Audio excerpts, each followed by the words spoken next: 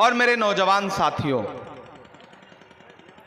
मैं रात राजस्थान में था, उससे पहले महाराष्ट्र था, लेकिन डॉक्टर जावेद साहब ने जब आवाज दी, इजहार साहब ने जब आवाज दी, कमरुल हुदा साहब ने जब आवाज दी, तो मुझे लगा कि मुझे हर कीमत पर किशनगंज जाना चाहिए।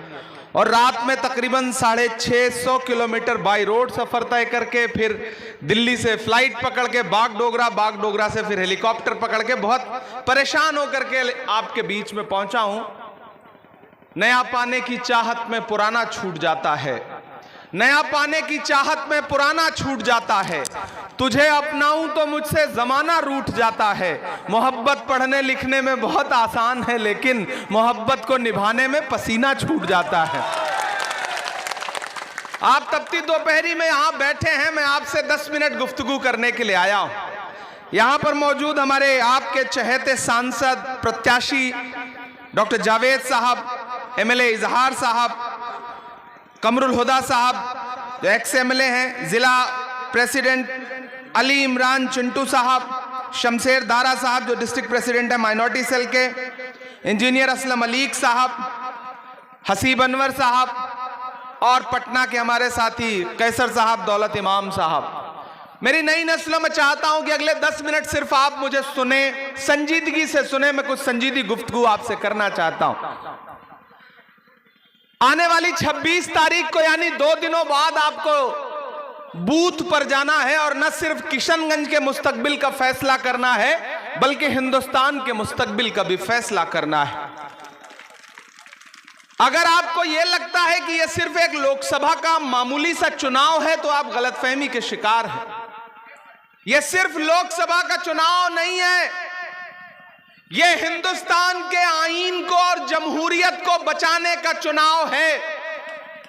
एक तरफ वो ताकतें खड़ी हैं जिनके नेता अपने भाषणों में कह रहे हैं कि हमें इतनी सीट दीजिए ताकि हम संविधान बदल सकें। कौन कह रहा है? भाजपा के नेता कह रहे हैं, अनंत हेगड़े कह रहे हैं, ज्योति मिर्धा कह रही हैं, लल्लू सिंह कह रहे हैं, अरुण गोविल कह रहे हैं। ये सब उनके या तो कैंडिडेट हैं या बड़े नेता हैं। क्या कह रहे हैं? हमें बहुमत दीजिए ताकि हम संविधान बदल सके। वो संविधान जिसमें महात्मा गांधी के उसूल लिखे हुए हैं, वो संविधान जिसमें पंडित जवाहरलाल नेहरू के कौमी एकजहती की ताबीर है, वो संविधान जिसमें मौलाना आजाद के ख्वाब रखे हुए हैं, वो संविधान जिसे डॉक्टर बाबा साहब अंबेडकर ने अपने सपने से, अपने पसीने से लिखा, उस संविधान को बदलना चाहती है मौजूदा सरकार। और एक तरफ वो ताकत खड़ी है जिसका नाम राहुल गांधी है, जो सीना ठोक करके सरकार से आंख मिला के कह रही है कि हम अपनी आखिरी सांस तक संविधान नहीं बदलने देंगे, जमहूरियत का खात्मा नहीं होने देंगे।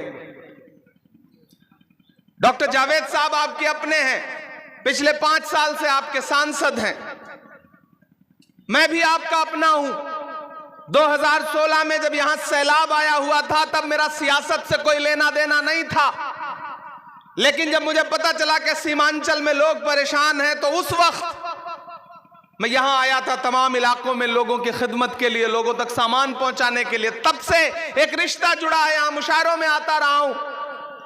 और किशनगंज वालों, दामलबाड़ी वालों, पोठिया वालों, यह आपकी दुआओं का सदका है कि मेरे जैसे एक मामूली से परिवार से आने वाले बेटे को आपने मुसल्लों पे बैठ के दुआ दी, तो एक दिन यह हुआ कि महज 34 साल की उम्र में कांग्रेस पार्टी ने सीधे राज्यसभा में ले जाकर के बैठाया, देश की सबसे बड़ी पंचायत में बिठाया। यह आपकी दुआओं के सदके में हुआ है। यहां जो तमाम आगे चेहरे बैठे हैं, इनमें बहुत सारे चेहरों को मैं पहचानता हूं। इधर जो मेरी माएं बहनें बैठी हैं, खड़ी हैं, ये सारे लोग जो खड़े हैं, मैं सबसे मुखातिब होकर कहना चाहता हूं कि इस बार लड़ाई बहुत अहम है। अजान हो रही है, आप खामोश रहें, अजान मुकम्मल। मैं जिस दिन से पार्लियामेंट में पहुंचा हूं, मैंने एक चीज देखी है। मैंने देखा है कि गांधी का स्टैचू है, पार्लियामेंट के अंदर महात्मा गांधी की मूर्ति बहुत बड़ी रखी हुई है।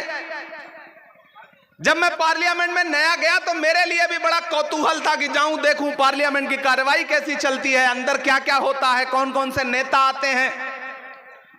मैं यहां खुदा को हाजिर नाजिर जान के कह रहा हूं कि जब जब मैं पार्लियामेंट के सेशन में भाग लेने के लिए सुबह सुबह पहुंचा तो मैंने कुछ देखा हो ना देखा हो, एक चीज देखी। और जानते हैं वो एक चीज क्या थी? कि एक अकेला इंसान अपने हाथ में एक बैनर पकड़ के जिस पे लिखा हुआ था कि एएमयू का फंड रिलीज करो, गांधी स्टैचू के सामने खड़ा है। वो कोई और नहीं था, वो डॉक्टर जावेद थे। मैंने अपनी आंखों से देखा है, मैंने सुना है लोग आकर के यहां कह रहे हैं कि डॉक्टर जावेद तो पार्लियामेंट में प्रेजेंट नहीं रहते। अरे मेरे भाई, अपनी आंखों से नफरत का चश्मा हटाओ, आपको पार्लियामेंट में डॉक्टर जावेद भी दिखेंगे और दहाड़ता हुआ इमरान प्रतापगढ़ी भी नजर आएगा। पहले देखना तो सोचो, किसी और को बर्दाश्त करना तो सीखो। आपसे कोई और आपके समाज का इंसान बर्दाश्त ही नहीं होता, इसीलिए आप ठेका लेकर के जहां जहां कोई मजबूत आपका अपना आपके समाज का नेता है वहां वहां सुपारी लेकर के आप पहुंच जाते हैं। मैं बहुत कम कहूंगा लेकिन समझिएगा ज्यादा। मेरे भाई, ये लड़ाई बहुत अहम है। अभी पिछले दिनों जब एमएलए का इलेक्शन हुआ तो आपने जो करना था वो किया, आपके फैसले सर आंखों पर। लेकिन ये जो पार्लियामेंट का इलेक्शन है ये तो बहुत अहम है। इतना अहम है कि खतरा आईन पर है, जमहूरियत पर है। 10 साल की सरकार के जुल्म सितम और एक तरफ कांग्रेस पार्टी के राहुल गांधी के वायदे आपके सामने हैं। मेरे भाई किशनगंज वालों, आप तो गवाह हैं कि अभी पिछले दिनों जब राहुल गांधी जी भारत जोड़ो न्याय यात्रा लेकर के मणिपुर से निकले तो उन्होंने किसी और इलाके को नहीं चुना बिहार में प्रवेश करने के लिए, उन्होंने किशनगंज को चुना बिहार में इंटर करने के लिए, प्रवेश करने के लिए। उन्हें किशनगंज पे एतबार है, उन्हें किशनगंज पे भरोसा है। और मैं आपसे, लोग आएंगे आपसे अलग अलग बुनियाद पर वोट मांगेंगे, अलग अलग बातें कह के वोट मांगेंगे। मैं तो आपसे यह कहने आया हूं, मेरी बात को बहुत संजीदगी से सुनना। मुझे याद है 2022 की 7 सितंबर की वो सुबह जब कन्याकुमारी के साहिल पर हम सारे लोग खड़े थे, डॉक्टर जावेद भी थे, और वहां खड़े होकर के एक इंसान एक टी शर्ट और एक ट्राउजर पहन के ये कह रहा था कि मुझे 4000 किलोमीटर पैदल जाना है, मुल्क से नफरत कम करनी है। मैं चल रहा था राहुल गांधी के कंधे से कंधा मिला करके, वो इंसान अपने पैर के छालों की परवाह किए बगैर 4000 किलोमीटर चलता रहा। मुझसे मीडिया के साथियों ने कहा कि इमरान साहब, राहुल गांधी पैदल चल रहे हैं, भारत जोड़ रहे हैं, भारत जोड़ो नफरत छोड़ो का नारा लगा रहे हैं, आप उनके साथ चल रहे हैं, आप क्या कहेंगे? मैंने कहा मैं तो शायर हूं, मैं राहुल गांधी के साथ चल रहा हूं, उन्हें देख रहा हूं, और मेरे जहन में बस एक शेर याद आ रहा है कि जो हर जालिम से टकराएगी वो आंधी बनाऊंगा, जो हर जालिम से टकराएगी वो आंधी बनाऊंगा, नए अंग्रेज आए हैं, नया गांधी बनाऊंगा। हम साथ चलते रहे। उस आदमी ने अपने पैर के छालों की परवाह नहीं की, बस एक नारा, नफरत छोड़ो, भारत जोड़ो। बताओ मुझे किशनगंज वालों कि इस मुल्क में फैली हुई नफरत का सबसे बड़ा शिकार कौन है? हम हैं, आप हो, आप हो, आप हो। कब कौन सी ट्रेन में, कब कौन से चौराहे पर नफरत आपका शिकार कर ले, किसी को उम्मीद भी नहीं है। तो अगर नफरत इस मुल्क से कम होगी तो सबसे ज्यादा सुकून किसको मिलेगा? मुझे बताओ इस बात पे। हमको मिलेगा, आपको मिलेगा ना? तो वो इंसान आपके सुकून के लिए, आपकी खुशहाली के लिए, आपकी बेहतरी के लिए कन्याकुमारी से कश्मीर 4000 किलोमीटर चला या नहीं चला? 4000 किलोमीटर चला। तो आज मैं आपसे यह कहने आया हूं कि आप डॉक्टर जावेद को जब 26 तारीख को ईवीएम का बटन दबा करके वोट देंगे तो सिर्फ डॉक्टर जावेद को नहीं मिलेगा, मोहब्बत के उस मसीहा को भी मिलेगा जिसका नाम राहुल गांधी है। और आप तो किशनगंज के लोग हैं, अरे इस बात पर तो ईमान रखते हो ना कि मजदूर का पसीना सूखने से पहले उसकी मजदूरी उसे दे देनी चाहिए? रखते हो या नहीं रखते हो? ईमान रखते हो ना इस बात पर? तो आज मैं यहां खड़ा होकर के आपसे राहुल गांधी की मजदूरी मांगने आया हूं। 4000 किलोमीटर बिना अपने पसीने की, बिना पैर के छालों की परवाह किए बगैर 4000 किलोमीटर चला वो इंसान। आज हमारा आपका फर्ज क्या बनता है कि आज जब वो सबसे बड़ी नफरत की ताकत के खिलाफ खड़ा होकर के लड़ रहा है, तो आज हम फिर नया झंडा पकड़ेंगे? कोई आएगा दूर से तो हम उसकी बात पे एतबार करेंगे? क्या ये आपके अपने नहीं है? क्या इनके नाम के आगे डॉक्टर मोहम्मद जावेद नहीं है? या सिर्फ वो जिसको सर्टिफिकेट देंगे वही माना जाएगा? नहीं, वही नहीं माना जाएगा। आपने बना दिया है जो बनाना था। जो करतब दिखाना हो जाएं, पटना की असेंबली में दिखाएं करतब। अब आपने एमएलए बना दिया तो नहीं, अब पार्लियामेंट में भेजो, वहां जाके करतब दिखाएंगे। पहले यहां तो दिखा लीजिए। इसलिए मैं आपसे कहना चाहता हूं, और मैं कमरुद्दीन साहब खड़े हैं, मैं इनका बहुत एहतराम करता हूं, क्योंकि इन्होंने सही समय पर यह फैसला लिया, यह देश को बताया कि भाई इस मुल्क में मोहब्बत चलेगी, इस मुल्क में हिंदू मुस्लिम सिख ईसाई की आपसी मोहब्बत चलेगी, एक दूसरे का बंटवारा नहीं चलेगा। जो राजनीति भाजपा कर रही है वही ये भी कर रहे हैं, तो उनमें और इनमें फर्क क्या है? मेरे भाई, मैं आपसे आखिर में कहना चाहता हूं कि यह लड़ाई बहुत बड़ी है, और यकीन जानो पिछले 10 दिन में केरल था, उत्तराखंड था, महाराष्ट्र था, उत्तर प्रदेश था, फिर महाराष्ट्र था, कल रात में राजस्थान था, आज यहां हूं, इसके बाद पश्चिम बंगाल जाऊंगा।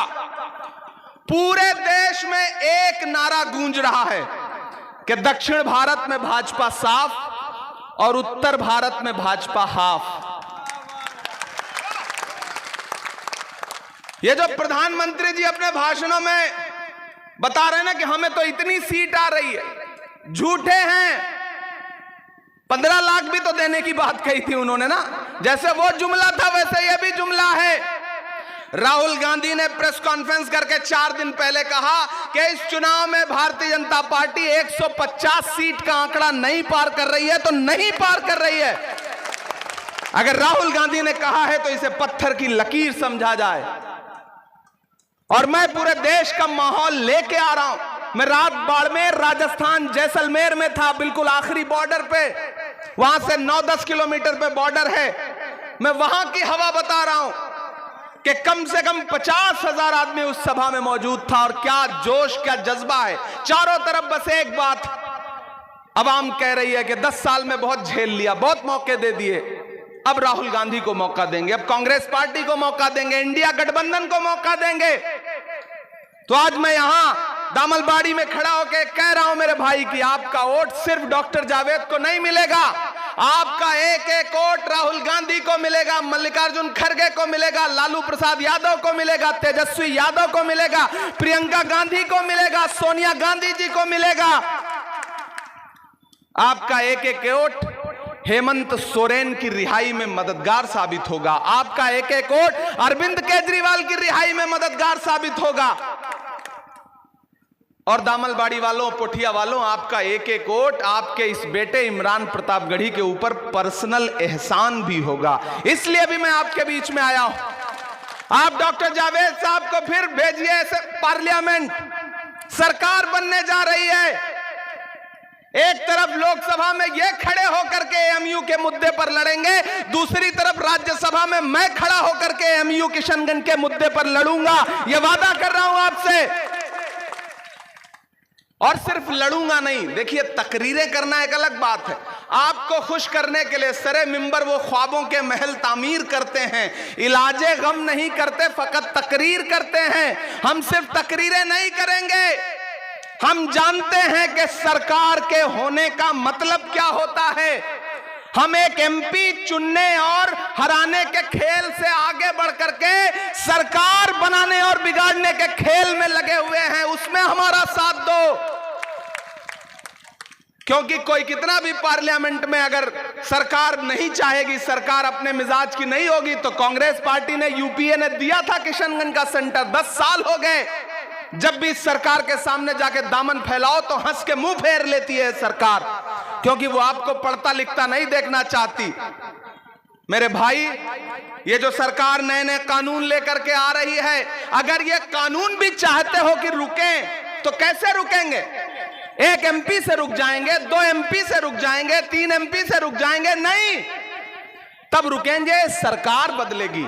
तब रुकेंगे जब राज्यसभा में भी बहुमत होगा, तब रुकेंगे जब दिल्ली की गद्दी पे इंडिया अलायंस का प्रधानमंत्री बैठा होगा, तब इस तरह के मसले पेश ही नहीं आएंगे।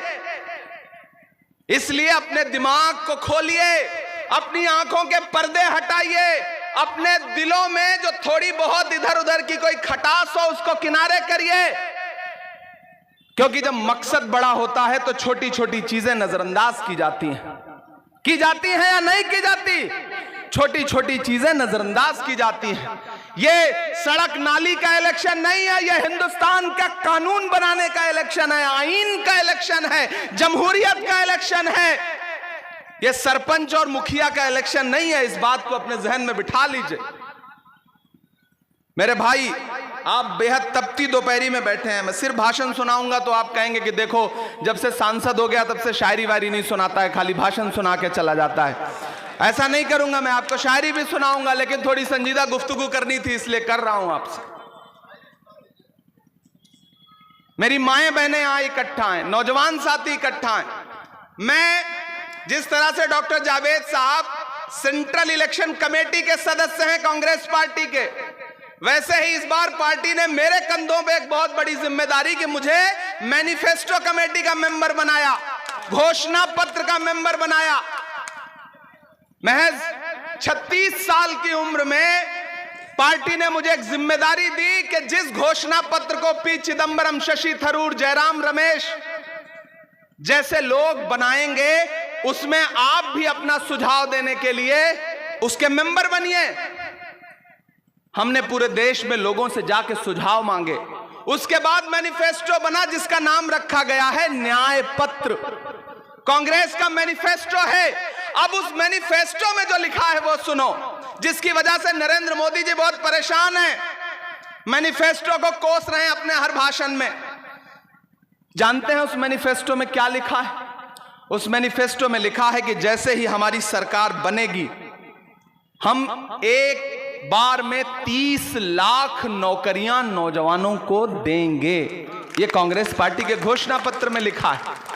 और लिखा है कि वो 25 साल तक के नौजवान जो डिप्लोमा लेके घूम रहे हैं, उनके पास बेचारों के नौकरी नहीं है। हम ही आप तो उसका शिकार है ना, पढ़ लिख के भी नौकरी नहीं मिल रही है। तो कांग्रेस पार्टी कह रही है कि ऐसे नौजवानों को 1 लाख रुपए का बेरोजगारी भत्ता दिया जाएगा सरकार बनते ही। और तो और जो सबसे जरूरी एक बात लिखी हुई है उसमें, जो वादा है कांग्रेस पार्टी का, मल्लिकार्जुन खड़गे जी का, सोनिया जी का, राहुल जी का, माएं बहनें सुनिए आप लोग, कांग्रेस पार्टी कह रही है कि जैसे ही हमारी सरकार बनेगी, हर गरीब औरत के खाते में, जो परिवार की गरीब औरत होगी उसके खाते में तुरंत 1 लाख रुपए डायरेक्ट अकाउंट में दिया जाएगा। हर परिवार से एक औरत, जो उस परिवार की मुखिया होगी, 1 लाख रुपए अकाउंट में डायरेक्ट। कितनी बड़ी बात कह रही है कांग्रेस पार्टी। कांग्रेस पार्टी ये नहीं कह रही है कि औरत हिंदू हो, मुसलमान हो, सिख हो, ईसाई हो। वो कह रही है कि वो भारत की नागरिक हो, परिवार की मुखिया हो, गरीब हो, 1 लाख रुपए उसके अकाउंट में डायरेक्ट दिया जाएगा। एक तरफ वही हिंदू मुस्लिम की राजनीति, एक तरफ उनकी वही तकरीरें जिसमें नफरत की बातें, और एक तरफ राहुल गांधी की मोहब्बत की दुकान, जिसका नारा है कि हम नफरत के बाजार में मोहब्बत की दुकान खोल रहे हैं। तो मुद्दों पे लड़िए इस इलेक्शन को, मुद्दों पे लड़िए इस इलेक्शन को। डॉक्टर जावेद साहब शरीफ आदमी हैं, मैंने इनकी शराफत देखी है। हो सकता है आपका फोन कभी ना उठा पाए हो सकता है मैं भी नहीं उठा पाता, इतना मसरूफियत रहती है, बहुत सारे काम है। तो ऐसे में जो नाराजगी थी वो आज खत्म। जो शिकायत शिकवा अपनों से होता है, मुझसे भी मेरे अपनों को होता है, लेकिन जब लड़ाई बहुत बड़ी है, लड़ाई राहुल गांधी को जिताने की है, कांग्रेस पार्टी की सरकार बनाने की है। और जो यहां आरजेडी के कार्यकर्ता हैं, मैं उनसे भी कहना चाहता हूं, साथियों, भारतीय जनता पार्टी की सरकार लालू जी के खिलाफ, तेजस्वी जी के खिलाफ, मीसा जी के खिलाफ आए दिन साजिशें कर रही है। हेमंत सोरेन को जेल भेज दिया, अरविंद केजरीवाल को जेल भेज दिया, ऐसे में ये इलेक्शन इस बात का भी इलेक्शन है कि आने वाले दिनों में पिछड़े समाज के जो बड़े नेता हैं वो सुरखरू समाज के बीच में रहेंगे या सरकार साजिश करके उनको भी जेल भेजेगी। इसलिए भी ये इलेक्शन बहुत अहम है। घरों के बाहर निकलिए 26 तारीख को, अपने घरों के बाहर एक एक वोट लेकर के निकलिए, ये सोच करके मत किसी का चेहरा मत देखिए। बस एक बात याद रखिए कि डॉक्टर बाबा साहब अंबेडकर का संविधान बचाना है, मौलाना आजाद, पंडित नेहरू और महात्मा गांधी की लाई हुई जमहूरियत बचानी है। इसके लिए अपने घरों से बाहर निकलिए। प्रधानमंत्री जो घूम घूम के झूठ बोल रहे हैं वो काम नहीं आने जा रहा है। मैं तो प्रधानमंत्री जी से कहना चाहता हूं कि गमों की धूप में भी मुस्कुरा कर चलना पड़ता है। यह दुनिया है, यहां चेहरा सजा कर चलना पड़ता है। तुम्हारा कद मेरे कद से बहुत ऊंचा सही, लेकिन चढ़ाई पर कमर सबको झुका कर चलना पड़ता है। तो घरों के बाहर निकलिए। जमहूरियत में, लोकतंत्र में चीख चिल्ला करके बदले नहीं लिए जाते। ईवीएम में की बटन दबाने की जो ताकत है, वोट देने की जो ताकत है, उससे सरकार से बदला लिया जाता है, उससे सरकार का फैसला किया जाता है। आखिर में एक कहानी सुनाता हूं आपको कि महान बादशाह सिकंदर ने यूनान फतेह किया। फतेह करने के बाद वो जीत का जश्न मनाने के लिए शहर की सड़कों पर निकला तो उसने देखा कि पूरा शहर जश्न मना रहा है, लेकिन एक आदमी सड़क के किनारे पेड़ के नीचे एक चादर तान के सो रहा है। सिकंदर को गुस्सा आया। सिकंदर अपने घोड़े से उतरा, उस सोते हुए इंसान के पास गया और उसे जोर की एक लात मार के कहा कि क्यों रे फकीर, सिकंदर ने शहर फतेह कर लिया, लोग जश्न मना रहे हैं और तू सो रहा है। उस शख्स ने उनींदी आंखों से सिकंदर की तरफ देखा और देख करके कहा कि शहर फतेह करना बादशाहों का काम है, लेकिन लात मारना तो गधे का काम है। क्या खुदा की कायनात में इंसानों की इतनी बड़ी कमी हो गई है जो उसने बादशाहत एक गधे के हाथ में सौंप दी जो लात मार रहा है? लात तो हमको आपको भी पड़ी है ना। 2014 में महंगाई की लात पड़ी, फिर नोटबंदी की लात पड़ी, फिर जीएसटी की लात पड़ी, फिर नफरत की सबसे ज्यादा लात पड़ी हम सब पर। और अब तो इलेक्टोरल बॉन्ड का जो घोटाला देश के सामने आया है वो तो कमाल ही है कि चंदा दो धंधा लो। ऐसे में मेरे भाई, मेरे अपनों, डॉक्टर जावेद को जिता करके पार्लियामेंट पहुंचाइए। एक को पहुंचाइए, एक साथ में फ्री में मिल रहा है। मैं राज्यसभा में रहूंगा, ये लोकसभा में रहेंगे। दोनों भाई मिल करके और इजहार इधर असेंबली में लड़ेंगे, ये पटना में घेरेंगे, हम लोग दिल्ली में घेरेंगे, मिलजुल करके आपके लिए लड़ेंगे। मैं पिछली बार आया था इजहार भाई के लिए, आपने इन्हें जिताया था। अब मैं आपसे गुजारिश करने आया हूं कि डॉक्टर जावेद साहब को जिताइए। डॉक्टर जावेद साहब का कद कांग्रेस पार्टी में बहुत बड़ा है, और बड़ा इसलिए नहीं है कि ये बड़े इंसान हैं, बड़ा इसलिए है क्योंकि किशनगंज के लोग इन पे भरोसा करते हैं, इन्हें चुनते हैं। और बस एक मेरी बात याद रखना कि जो दरख्त अपने हाथ से लगाया जाता है उसको काटा नहीं जाता है। तो इस दरख्त को लगा करके, पानी दे करके आपने इस लायक बनाया कि अब ये फल देने लायक हुए हैं। तो कहीं दूर से आए हुए किसी इंसान के बहकावे में, किसी साजिश में आकर के अपने हाथ से लगाए हुए अपने दरख्तों को काट दोगे तो आने वाले दिनों में साए को तरस जाओगे। इस बात को संजीदगी से दिल में बिठा लेना, क्योंकि ये इलेक्शन वाकई बहुत अहम इलेक्शन है। भाजपा गरीबी नहीं खत्म करना चाहती, बेरोजगारी नहीं खत्म करना चाहती, देश में नफरत का माहौल नहीं बदलना चाहती, संविधान बदलना चाहती है। क्यों बदलना चाहती है? ताकि आरक्षण खत्म किया जा सके, ताकि आपके हुकूक खत्म किए जा सके। इसलिए कुछ भी सोचना बंद करिए। यह इलेक्शन लोकल मुद्दों का इलेक्शन नहीं है, यह इलेक्शन नाली सड़क खड़ंजे का इलेक्शन नहीं है। यह इलेक्शन सिर्फ एक मकसद का है कि एक तरफ नफरत छोड़ो भारत जोड़ो का नारा लगाने वाला खड़ा है, और एक तरफ वो प्रधानमंत्री जी खड़े हैं जिनके भाषण सुन लीजिए तो आपको लगेगा कि प्रधानमंत्री जैसे पद पर बैठा हुआ इंसान ऐसी बातें कैसे कर सकता है। वो तो पार्लियामेंट में कभी कभी भावुक भी हो जाते हैं। अदाकार बहुत कमाल के हैं, वो क्या एक्टिंग करते हैं साहब मोदी जी।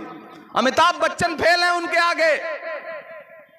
एक दिन वो पार्लियामेंट में जब भावुक हुए तो मुझसे एक मीडिया के साथी ने कहा कि इमरान साहब आज तो प्रधानमंत्री जी बिल्कुल रुआंसे हो गए थे रोहित वेमुला के मुद्दे पर, आप क्या कहेंगे? तो मैंने कहा भाई मैं तो शायर हूं, मुझे तो एक शेर याद आया है कि वो अब तिजारती पहलू निकाल लेता है, मैं कुछ कहूं तो तराजू निकाल लेता है, मैं इसलिए भी तेरे फन की कद्र करता हूं, तू झूठ बोल के आंसू निकाल लेता है। तो वो कलाकार आदमी तो हैं, लेकिन 10 साल बहुत एक्टिंग झेल लिया देश ने भाई। अब मुक्ति दीजिए, अब ले आइए उस इंसान को जिसका नाम राहुल गांधी है, जो अपने उसूलों पर डटा है, पिछले लगातार 10 सालों में आपके मुद्दों पर लड़ रहा है, आपकी महंगाई के खिलाफ लड़ रहा है, मणिपुर के लिए लड़ रहा है, आपकी बेरोजगारी के खिलाफ लड़ रहा है, आपके जेन्युइन मुद्दों पर लड़ रहा है। और ये जो साहब आए तो उनसे सवाल पूछिएगा कि कहां सोया है चौकीदार? थक गए हैं क्या?